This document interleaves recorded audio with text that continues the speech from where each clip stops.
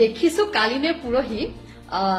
হিমন্ত বিশ্ব শৰ্মা ডাঙৰীয়াই বৰ ফুটনি মাৰি আছে বিহুক বুলে তেখেতলোকে বিশ্ব দৰবাৰলৈ যে লৈ গল তাত নৰেন্দ্ৰ মোদীৰ অৱদান আছে আৰু তেখেতৰো অলপ অৱদান আছে হয় বিহুক তেখেতলোকে বিশ্ব দৰবাৰলৈ লৈ গল নৰেন্দ্ৰ মোদীৰ অৱদান আছে কিন্তু এই অসমখনক যে ইমান ঋণগ্ৰস্ত কৰিলে 1.5 লাখ কোটি টকাৰ ঋণত যে ডুবাইছে হে তাত কাৰ ক্ৰেডিট আছে নৰেন্দ্ৰ মোদীৰ ক্ৰেডিটটো আছে নাই সুধিবচোন অসমৰ যে বিশেষ ৰাজ্যৰ মৰ্যাদা কৰ্তন কৰিলে হে কৰ্তন কৰাৰ ফলত কেন্দ্ৰৰ চৰকাৰৰ পৰা যিমানখিনি যে আমি পুঁজি পাবলগীয়া আছিল সেইবোৰ যে কাটি থৈ দিলে তাত নৰেন্দ্ৰ মোদীৰ অৱদান আছে নাই তাত হিমন্ত বিশ্বৰ অৱদান আছে নাই এই যে নৰেন্দ্ৰ মোদী আৰু অমিত শাহ আহিলে যে একেবাৰে ৰাজহাৰ হাউলি যে তললৈ খালি পৰে এই তেওঁলোকে সেই সময় সেই কথাখিনি কব কিয় নোৱাৰে যে কেন্দ্ৰীয় চৰকাৰৰ পৰা যিখিনি পুঁজি সেইখিনি আমাক দিয়ক বানপানীৰ বাবে তেওঁলোকে ঘোষণা কৰে 1000 কোটি টকা কিন্তু আহে মাত্ৰ 100 কোটিতকৈও কম টকা তেনেকৈ হ'ব পাৰে নেকি তেওঁলোকৰ ৰাজহাৰডাল এনে বেকা আৰু সেই বেকা ৰাজহাৰডালেদি